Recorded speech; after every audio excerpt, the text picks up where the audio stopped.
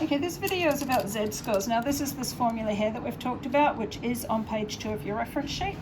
So here's an example. A data set is normally distributed with a mean of 3.8 and a standard deviation of 0.2. Okay, so that's my notation. Well, it's not my notation, it's common notation. Textbook doesn't use it. Draw the probability density function. So basically you're drawing one of these curves. The mean is 3.8. The standard deviation is 0.2, so let's go up 0.2, we get 4, another 0.2 is 4.2, another 0.2 is 4.4.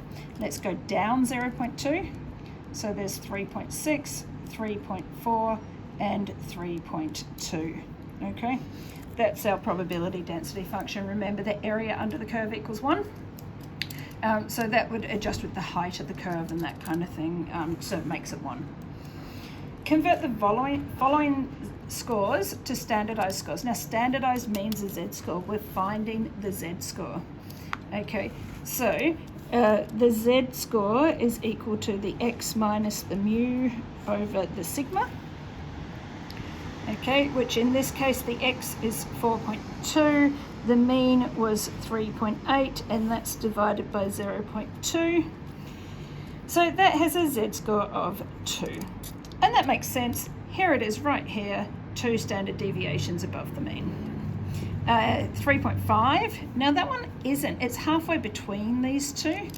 So let's do that one. Z equals 3.5 minus 3.8, so you'll see it's negative, divided by 0.2. Okay, so that's just x minus mu over standard deviation, and that one equals negative 1.5, which of course makes sense because, like I said, halfway between those two.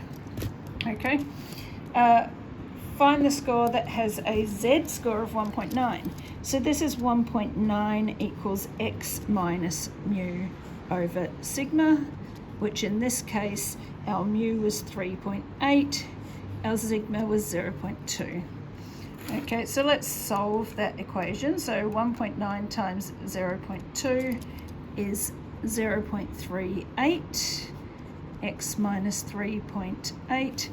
Let's add the 3.8. So I'll just flip it around. X equals 4.18. Okay, so the z-score was 1.9, so that's around here somewhere.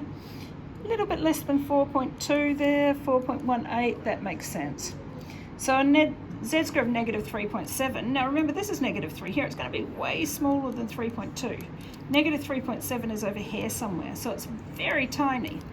Okay, so negative 3.7 equals x minus our mean divided by our standard deviation. Okay, so negative 3.7 times by 0.2 is negative 0.74. Okay, so 3.8, so we add the 3.8 and we get x equals 3.06.